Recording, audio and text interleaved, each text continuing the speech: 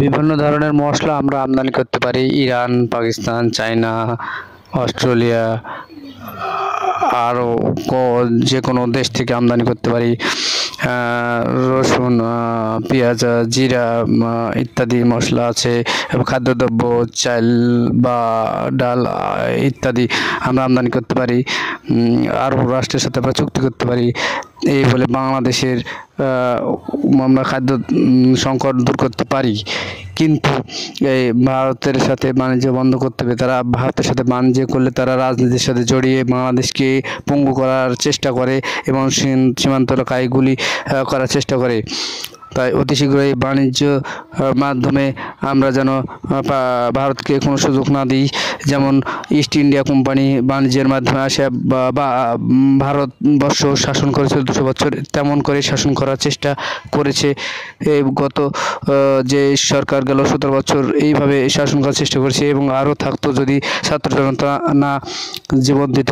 এইভাবে আমরা আর ভারতকে প্রশ্রয় দেব না বলে আমরা সচেতন হব। আমাদের প্রধান উপদেষ্টা সচেতন হবে।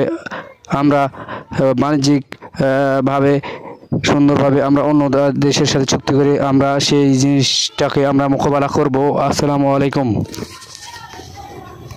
সুপ্রিয় দর্শক, আপনারা জানেন বাংলাদেশে ভারত একচটিয়া ব্যবসা করে গেছে।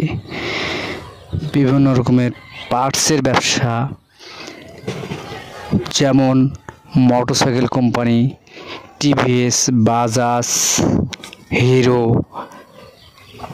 আপনার মোটরসাইকেল বাদেও বিভিন্ন যন্ত্রাংশ আছে এবং টাটা কোম্পানির 4 চাকার পিকআপ, ট্রাক, বাস ইত্যাদি যন্ত্রাংশ একচটিয়া ব্যবসা করে গেছে, যা ইতিপূর্বে আপনারা 17 বছর আগে আপনারা দেখেছেন অন্য দেশের সাথে ব্যবসা বাণিজ্য হয়েছিল, যেমন জাপান, পাকিস্তান, চায়না ইত্যাদি রাষ্ট্রের সাথে। কিন্তু বর্তমানে 17 বছরে একচটিয়া বাংলাদেশকে ঠকিয়ে ধনী রাষ্ট্র হয়েছে।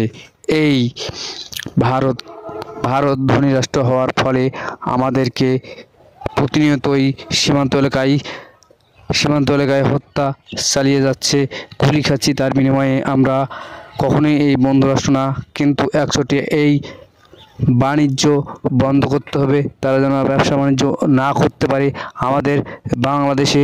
আমরা বিভিন্ন দেশ থেকে আমদানি রপ্তানি করব বিভিন্ন যন্ত্রাংশ, চায়না, জাপান, মালয়েশিয়া, অস্ট্রেলিয়া ইত্যাদি রাষ্ট্র থেকে। এই বলে আমরা আমাদের 17 কোটি মানুষকে সচেতন করব। আসসালামু আলাইকুম।